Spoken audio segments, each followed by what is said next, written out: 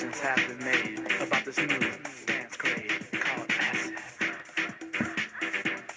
Hey you guys, this is Tired Goth, and we are diving headfirst into a 90s acid house playlist and malware show. You are reading malware with me, everyone. Thanks so much for tuning in. Thanks for being here. Grab your snacks. I know I have mine, and we're gonna read about malware. So, if you're new to the show, then you may not know that I read malware papers and dissect the information in them, so you get a better idea of what it is you might be facing the next time, God forbid, someone attacks your machines. So let's talk about it. Okay. Just vibe for a second.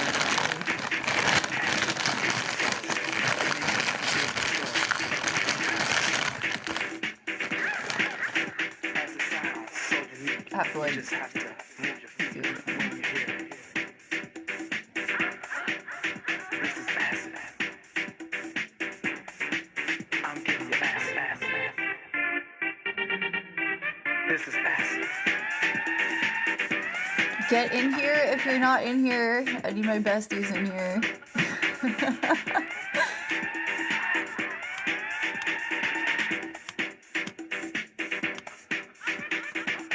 This is actually one of, now that I remember it, this is one of the first acid tracks I had ever heard. And I was like, oh, this is very new to me, because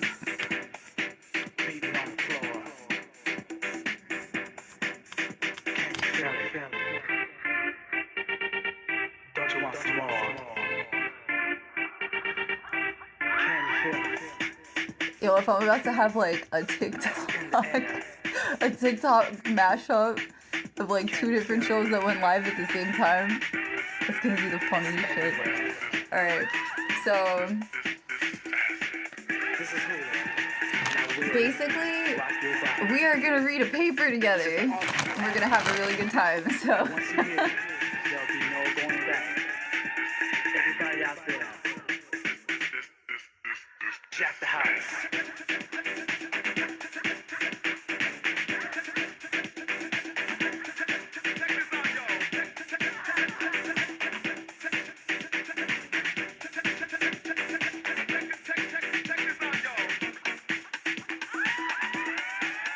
Okay, so I may or may not be accidentally editing a C++ file by opening this extracted thing.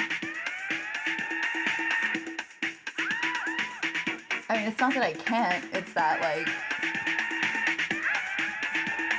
let's just see what this is. There's, like, a whole run file.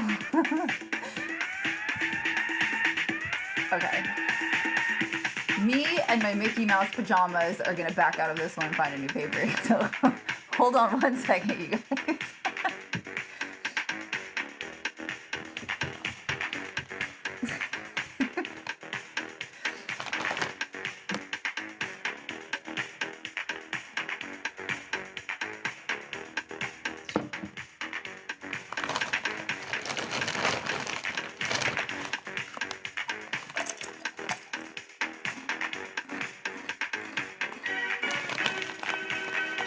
These are pretty good. Welcome to everyone who joined. Welcome to the malware show. These are pretty good. These are my snack of choice for the day. I like the voodoo ones better. These are the evil eye ones, but the voodoo ones are better because they taste like salt and vinegar chips, and they're really good. They're like super robust. But these are okay. I like barbecue sauce. Okay, so we are going to be downloading a paper, and let's see. I would actually run samples, but I don't have a lab for that. Like, I don't have a separate desktop set up to run the malware and show you what it does. It could be something that we do in the future, but I haven't done that yet.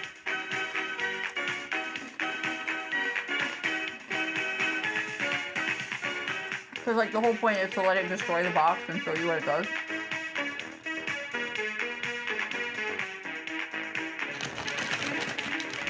I'm gonna do one for the Apple fans in the crowd. I haven't done an Apple paper yet, so.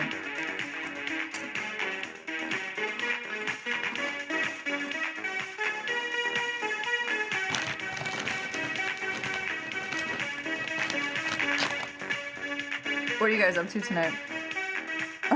Thank you for joining my live. I'm glad you're here.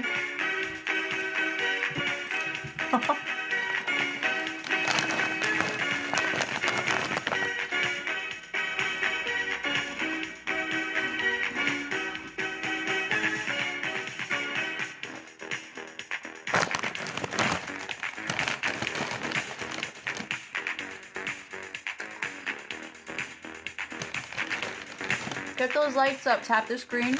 Let me know you're watching, let me know you're enjoying it. Okay.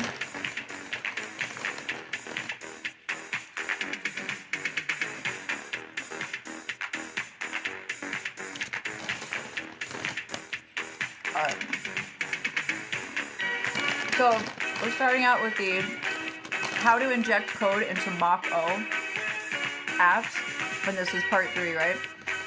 So, this is a paper by John Gabilondo, and I actually, I sourced this off of VX Underground. So, this is one of the malware papers that VX Underground has that I'm going to be reading with you. It's a dynamic code injection technique. There's a summary for this. This is also the third part of a paper, so it's not like the whole entire paper. This is technically something that's probably been written about in 3 separate accounts, and I'm kind of just reading, what's here. So, we have here how to inject code into Mach-O apps part 3. This is the last part of the dynamic injection series aimed to learn how to inject a dynamic library into an already compiled Mac OS X app. So this is an Apple paper. This is something about process injections, which is how to basically launch malware into something that's an Apple computer or an Apple device. So it could be an iPad, an iPhone, whatever the processes are. It would be taking those processes and figuring out how to inject vulnerable points, how to inject something to make vulnerable points for the applications that are running Apple software. So basically this would be the paper describing what the attack would be looking like and how it would be manifesting. The main motivation for this task is to be able to inject the Organismo iOS and or Mac instrumentation library. So Organismo is the library that Apple computers all use. So the Mac instrumentation library is something that you would be finding probably in, a MacBook or something.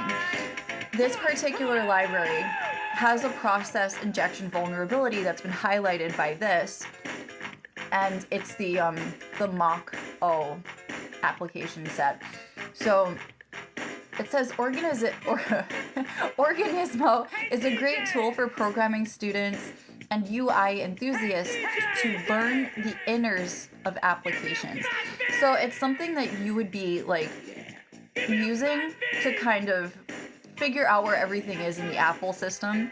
So that could be the software, the libraries that it downloads from, where it pulls sources and parent directories into child directories.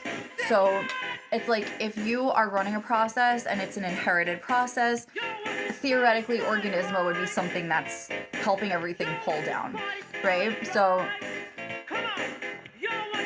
from here we also read that it says, on the way we can learn some of Apple's great security mechanisms which make our computers safer. So it says the test carried out for this article may have been executed in Monterey 12.5. Oh no, it says the text it was carried out in Monterey 12.5, sorry. So GitHub has a listing for John Gabilondo, and this is his repository of how he did this. And it says the library to inspect iOS and Mac apps, the iOS driver for Organismo as a network, and so on and so forth, and the injected processes that he was able to use. So there's a dynamic code injection where there's a dynamic loader called a DYLD. The dynamic loader, for those of you who don't know what a dynamic loader is, a loader of anything, like, is basically just something that opens the app, but it doesn't tell you whether or not the loader is integral to the machine or if it's something that actually impacts how the application opens. So you can have a bootloader, which opens up the software, that boots the software, boots the operating system, whatever. You can also, alternatively, have something that launches a malware into the process. And it could be by process injection like this one, or it can be by, I'm totally brain farting on the actual name of the software, but it's like something that injects or like kind of like throws in a process and then says, okay, the minute this thing starts up, load this first.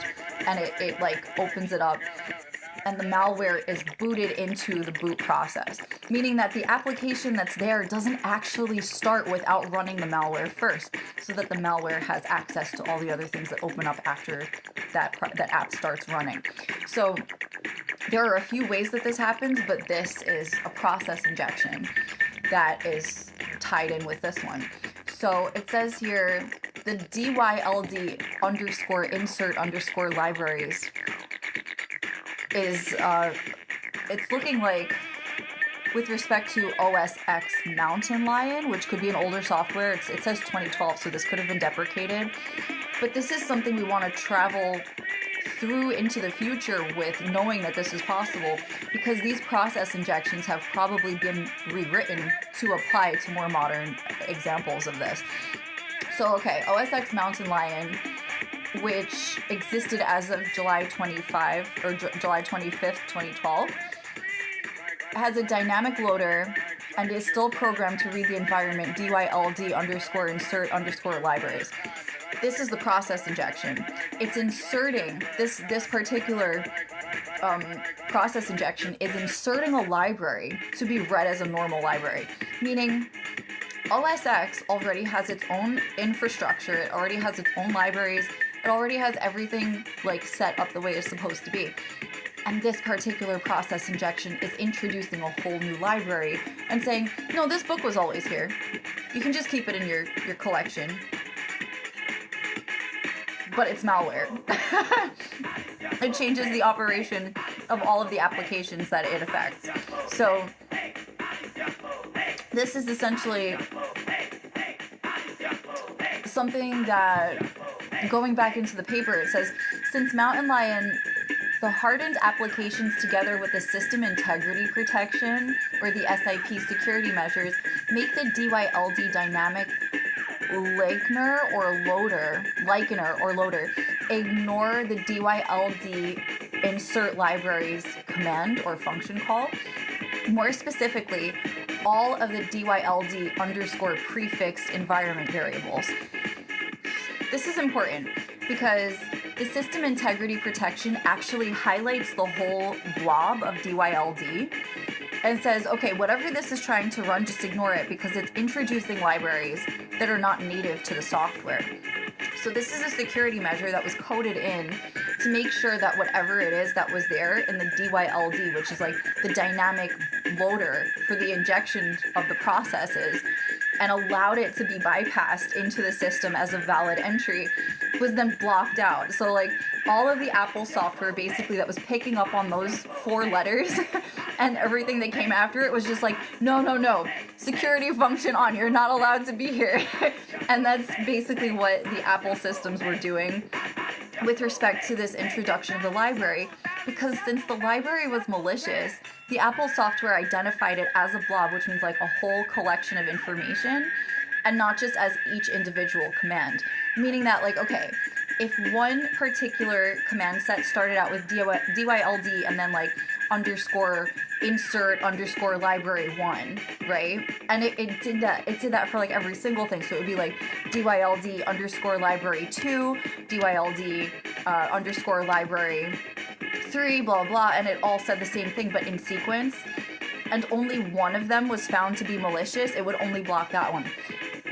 The whole purpose of blocking everything in a blob means everything that started out with DYLD, even in sequence, was collected, not in slices, but as a whole, and then tossed out the window. And they were just like, no, none of this anywhere near the machine.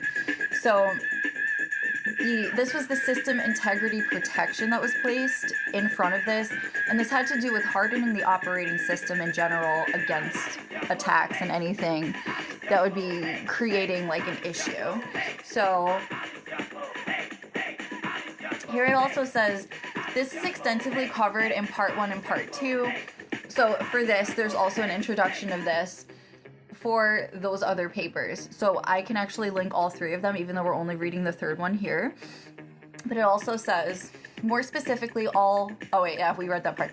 This is extensively covered in part 1 and part 2, and for programmers, this is Apple's documentation. There's a link included in there, but that is not my source, so you can get that from that particular thing. It says here, we saw in part 1 and part 2 that some apps like calculator.app are still not hardened, and the DYLD insert libraries still works for those applications. So they found a way through a basic application to bypass the security settings that the SIP, or the system integrity protection, set in place. So the system integrity protections was like, we have to protect all the apps on this Apple system except calculator.app. So we're not going to protect calculator.app, and that's how they found their way in to re-inject the libraries. So according to this paper, calculator.app was the culprit for the disallowance of that whole security measure through that one app, and then people were granted entry into that thing again. So basically what this means is the profiles that follow strict rules to obtain them via the developer's portal had a set of entitlements that were not supposed to be grandfathered in or allowed into their collection, and the reason being that there were already system integrity protections in place, and these were bypassed through the calculator app. So it's pretty funny. We also have this particular sentence that's pretty important. On top of this, Apple has hundreds of private entitlements that only Apple can set their code, and no other, but code signed with Apple's authority signature would run. So if Apple authorizes something through their software, through an inherited entitlement or an inherited software download for an update or something, it would actually run, and it would run properly because the Apple authorization would be there, the signature would be there. However, this is also based on how many apps are using the system integrity protection and have it secured in place. So if they don't, for example, if Calculator app did not have a security protection in place, it would technically be authorizing things that are not authorized inherently by the newest Apple signature. And this is vulnerable because the system integrities in place are meant to ban certain libraries that create and authorize process injections that are not meant to be there. This is also something that can happen in Android. However, since the security software is written differently for both respective operating systems as of yet, it doesn't have the same type of security, I guess you could say, detection. It doesn't have the same type of integral application of the security measures, if that qualifies as like the way to describe that. Because like it says here, like, on top of this, Apple has hundreds of private entitlements that only Apple can set. So this is what they mean by proprietary encoding and like proprietary software. It is a private entitlement, meaning it's not distributed through all libraries. It's integral to the operating system solely by Apple standards. And then it goes on to say in this paper All of this would make that re-signing apps with your dev or distribution certificates broken, or the signature being banned by amphid or in a binary that will crash soon after start. So there is also, with the distribution prospect and the authorization prospect, a third security measure put in place to freeze the binaries at their programming start in the case that an unauthorized initialization for an app starts. So basically, if something bypasses the security measure, the secure integrity placement thing of the protection, if an application like calculator.app starts running stuff that the security thing said no to in a blob, what it will do is it'll actually stop the process from starting. It'll be like, okay, we detected this and maybe it bypassed it, so here's a brick wall to run into. And that's what the software that gets infected ends up running into. It ends up running into a brick wall during its inception. So as it's starting up, it's getting ready to do getting ready to run a process injection and begin that process. It will actually stop in the middle of its initialization. And initialization is a fancy word for app starting up from like open to close. So as the app is opening up, it actually cancels itself out because the SIP, or the secure integrity protection, says, okay, so you bypass this, but you have to get through the second layer of security, and then it's like, it's not able to do this. So it goes on in part 2 of this particular section of the paper. It says part 2 would end with a suggestion to be more successful, which is to disable the SIP for this exact reason that I just described to you. The SIP, or the secure integral protection, is what is stopping these binaries from booting up into something that can proceed to bypass what has been set in place as a protective wall to run into. So the SIP acts like a brick wall, and then disabling the SIP and whatever encoding that you would be using would effectively be challenging whatever security protections are set in place to prevent the binaries from running. The reason why this paper preferred to have the binaries running is because the binaries were there for the sake of process injection.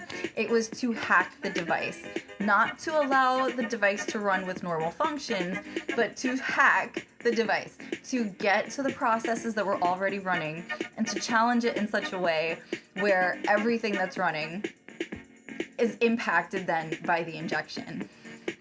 So we go on to read, it is not a recommended approach. It turns your computer into a decade-old and highly vulnerable Mac. So the secure integrity protections are also helping this particular hacker keep the device safe from other intentional hacks other than his or their own.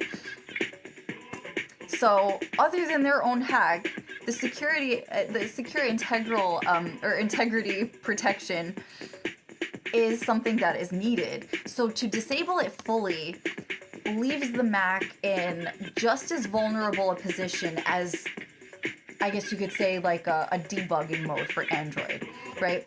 The debugging mode is something that you only enter when you're flashing over or modifying major parts of the operating system, because it is so inherently vulnerable to any outside external influence or access.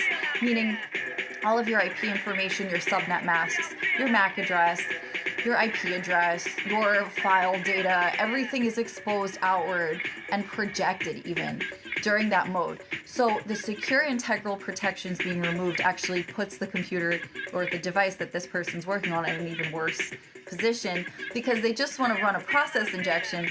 They don't want to tear down the entire machine and then furthermore like downgrade it to something that's almost a decade old in its security functions as it is. So it removes a major layer of what it is that is integral to network security. And then again, you don't even get the same accurate modified results, because if you're working with a machine that's already a decade old, it's like you don't even get the security functions and the fun stuff that comes with breaking a new operating system. So I see where they went with this.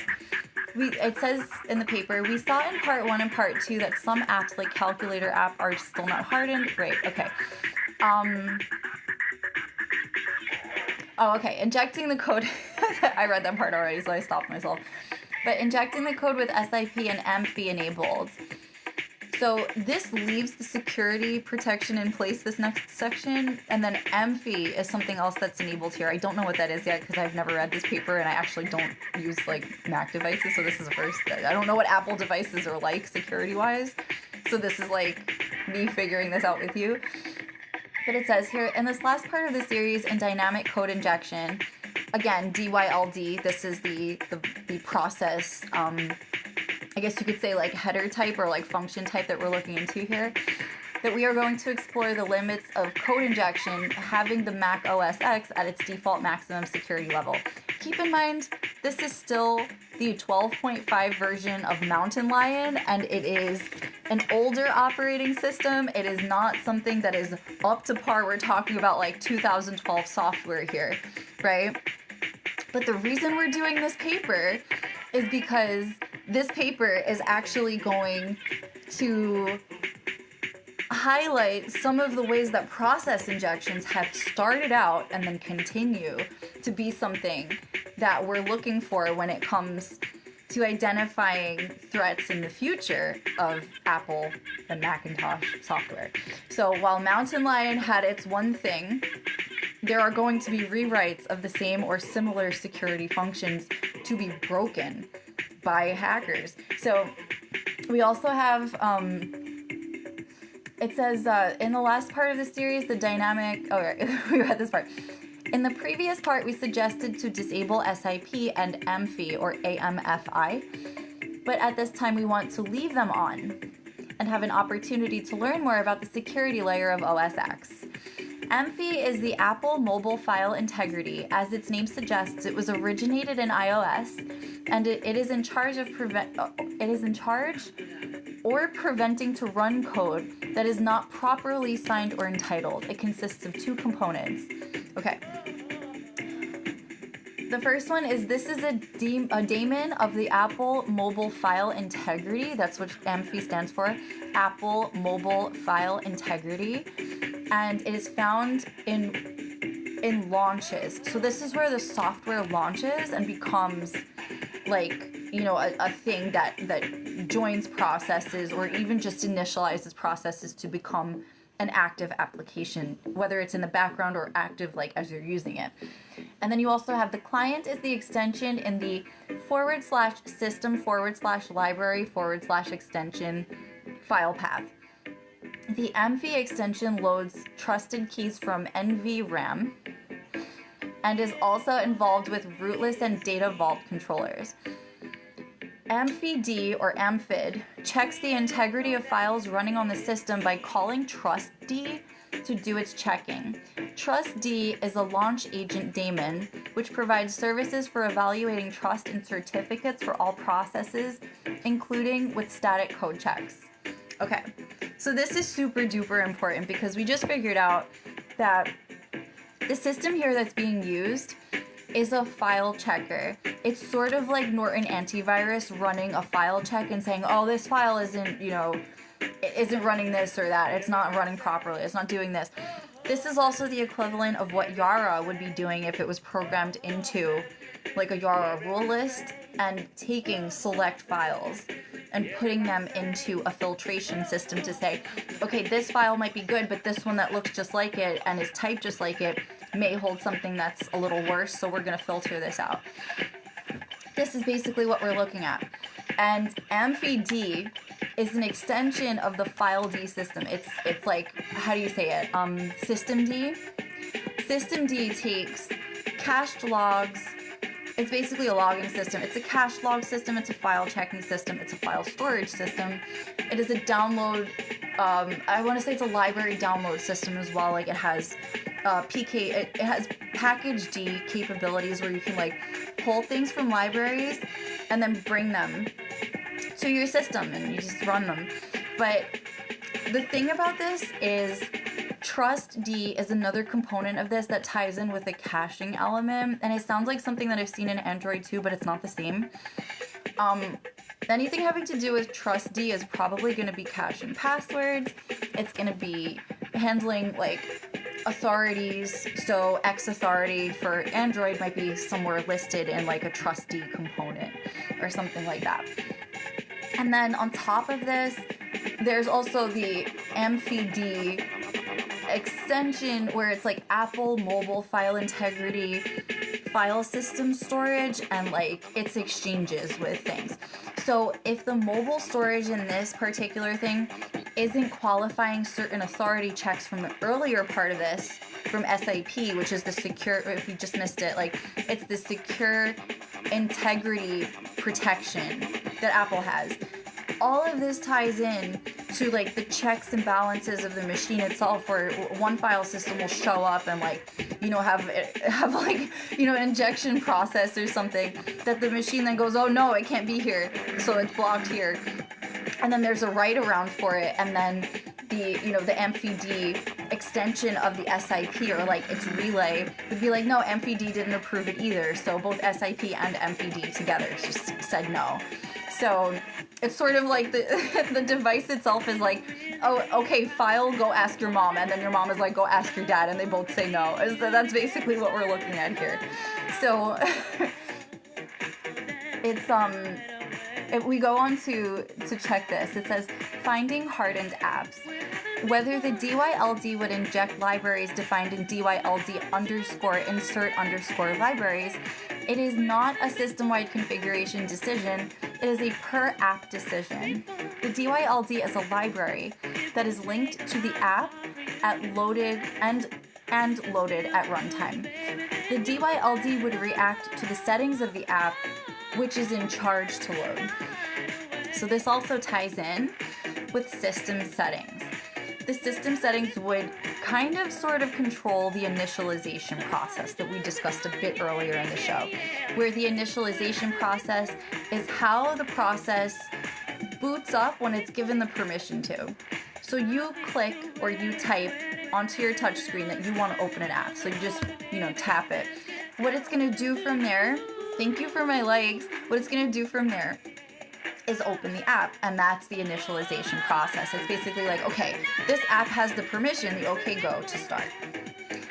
And whether or not that application starts with a malware embedded underneath it as part of its initialization process because it's been written in with a process injection, is where MFD and TrustD and the SIP functions for the protection protocol kind of tie in here.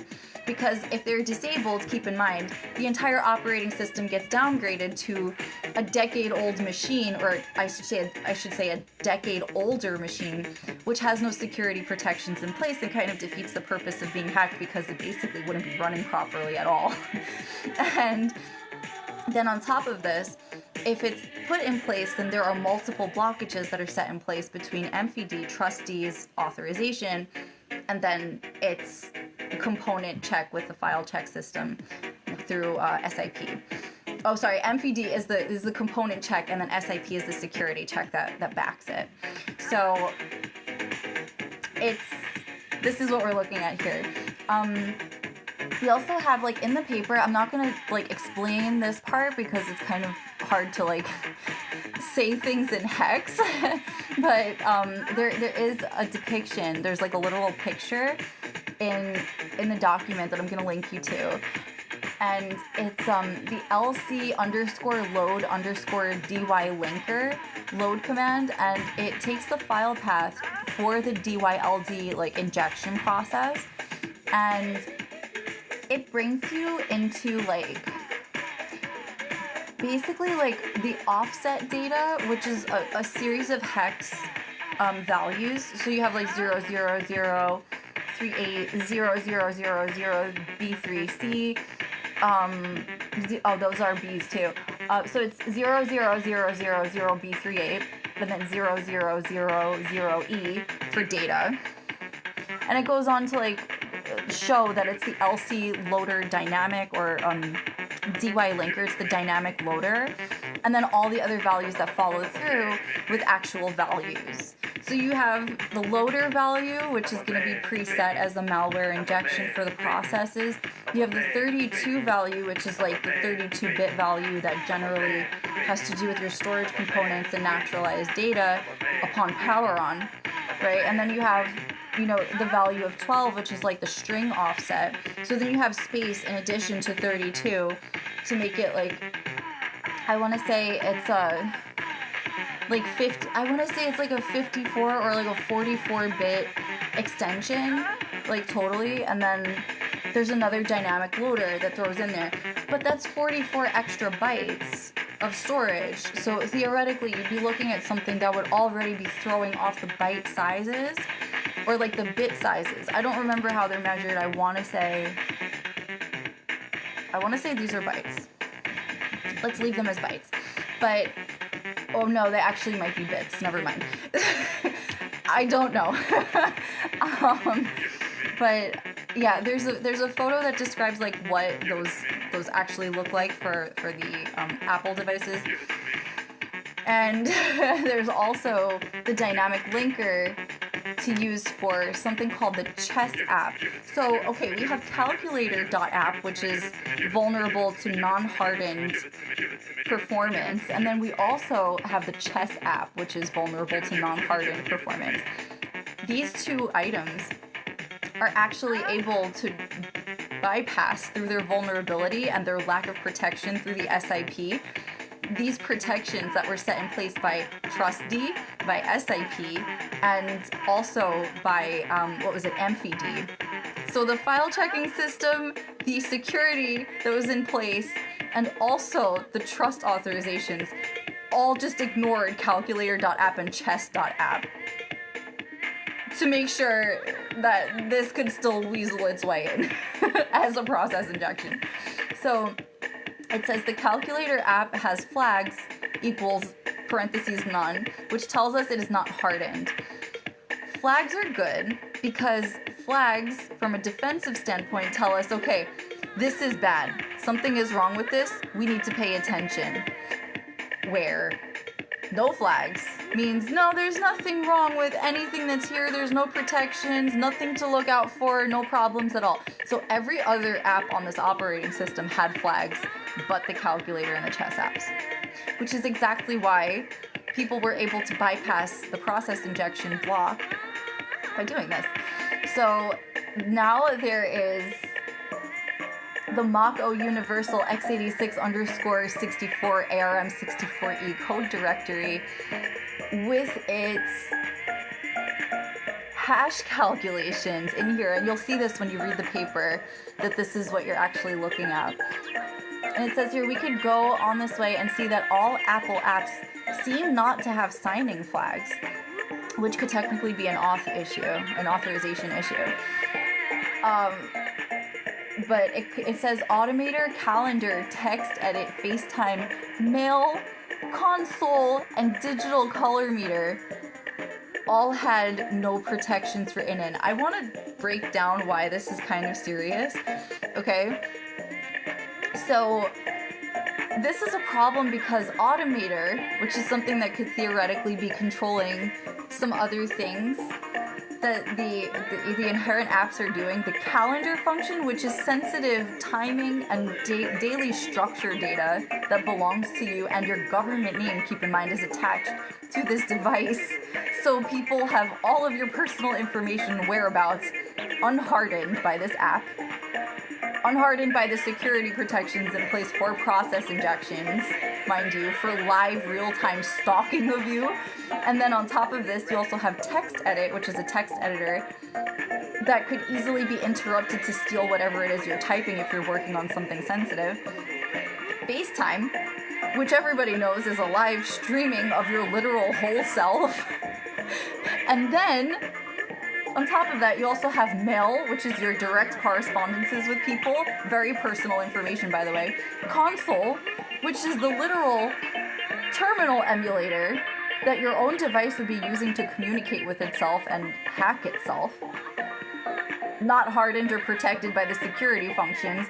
And Digital Color Meter, just to throw a really sassy, saucy one in there too. So it says, we expect the flag runtime according to the manual of code design For option flags on macOS versions 10.14.0 opts signed processes into a hardened runtime environment, which includes runtime code signing enforcement, library validation, hard, kill, and debugging restrictions. So these signed processes were meant to run these applications into a hardened state, but they were not. These restrictions can be selectively relaxed via entitlements. Note how these entitlements were not set in place for some of the more crucial identifying apps, meaning that your government name being attached to this device without any of those apps hardened means anyone could find you. Anyone could find you wherever you were with whatever you had planned and would be technically 4 steps ahead of you before you even realized anything was wrong, is why this is so scary. Process injections, for the record, are things that interrupt what you're already doing to write their own processes in. Meaning if this was an emergency and you were sending an emergency email or something, someone could literally use a process injection to stop everything you were typing. And if they found out your location, could kidnap you before you have a chance to finish your email, is how serious that can get. So the hardened side of this not being applied to those apps is kind of a big deal. The FaceTime issue is also kind of scary because this is exactly how your camera could activate on your phone without you ever activating it. And someone could literally follow you through your camera to your appointment to know how to kidnap you. Is how something like this could actually happen. This is real stuff. This is how these things can happen. The sophistication of the attack is up to the hacker that's using these things to burden someone else's life, but this is how these things tend to transpire. In case you needed an answer to how these things happen, process injections, process trips, what are they? Injection loaders. You will find a lot of this material on this show. So I hope you have tuned in and enjoyed yourself. I'm Tired Goth. I'm going to end this episode here. I'm going to be linking the paper on the YouTube, so definitely head over to the YouTube. It's youtube.com/@tiredg0thox for the replay of this and the missing data that was here. So any of the paper data, the sources, and everything else is going to be headed over there. And if you're interested in contacting me about the classes that I teach in this as well for intuitive reasoning, negative trust, and any of my computer and tech classes, do me a favor and message me, for I am available for these classes. You can book me and we can do group classes as well. If you and a friend would like to join, we'll discuss rates in the DMs. I'm so grateful you're here. I'm so grateful you're here. You read malware with me. Thanks for tuning in. I love you guys. I'll catch you guys later. Bye.